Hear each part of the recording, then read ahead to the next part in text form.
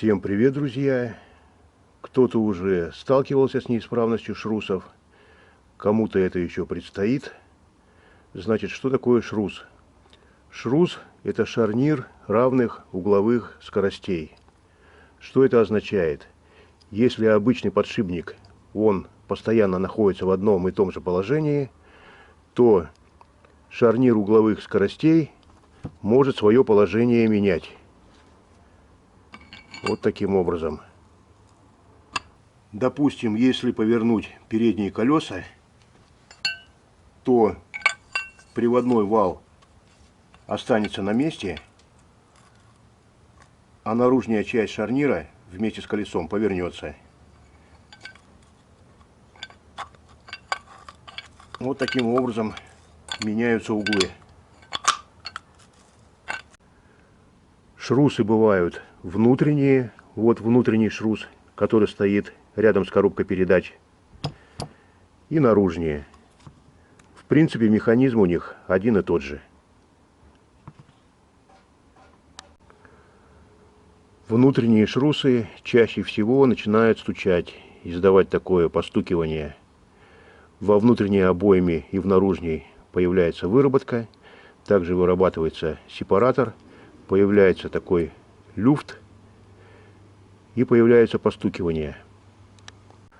У меня стук сначала появлялся на 5-й передаче, причем при нажатии на педаль газа под нагрузкой. Затем через год, через два стук стал появляться и на 4-й передаче, и даже на 3-й.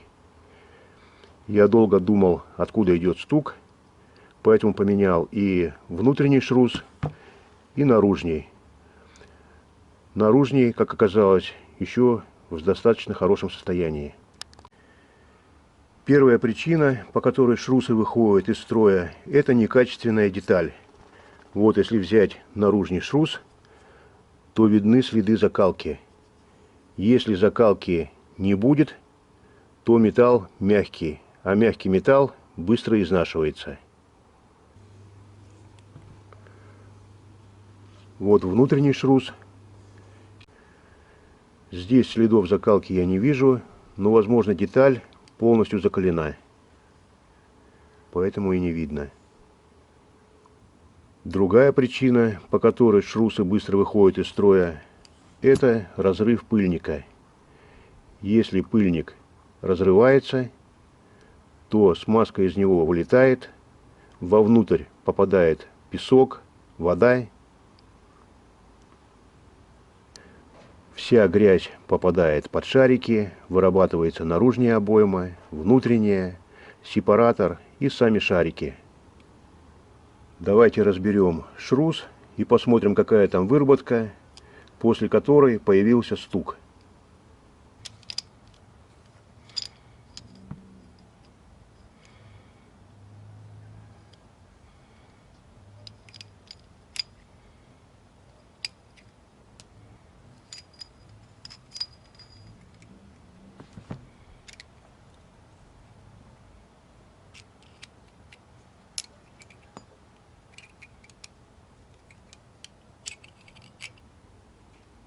Вот внутренняя обойма, и вот виднеются следы выработки. Вот они, выработки под шариками.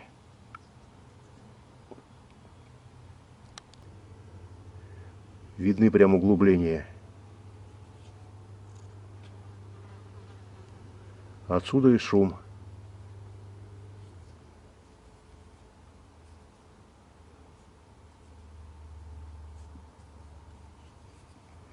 Вот под разными углами покажу.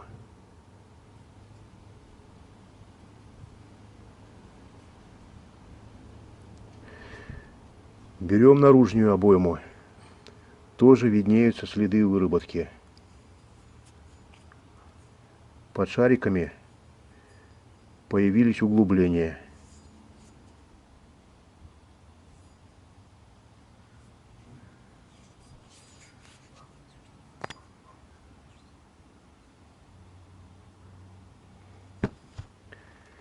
Сепаратор. Тоже виднеется выработка. В общем, шрус уже поношенный. Отсюда и стук. Он, конечно, еще бы поездил, но стук становился бы все сильнее и сильнее.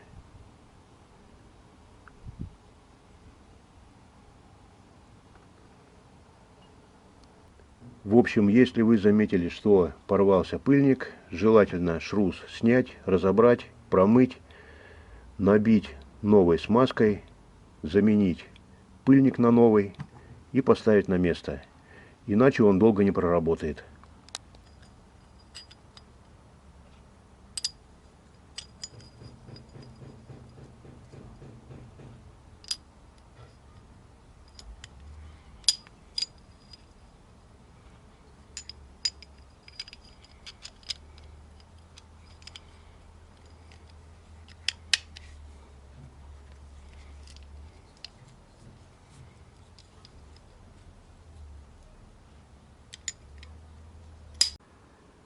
При выработке в наружных шрусах, при повороте колес могут появиться такие щелчки, хруст, в общем, посторонние звуки, которые ни с чем нельзя перепутать. При движении прямо может появиться стук, иногда дело доходит до вибрации. Этот наружный шрус я поменял вместе с неисправным внутренним, когда искал неисправность. Видно, что внутренняя обойма без следов износа, выработки нет. Внешняя обойма тоже без выработки. Ну и сепаратор в хорошем состоянии.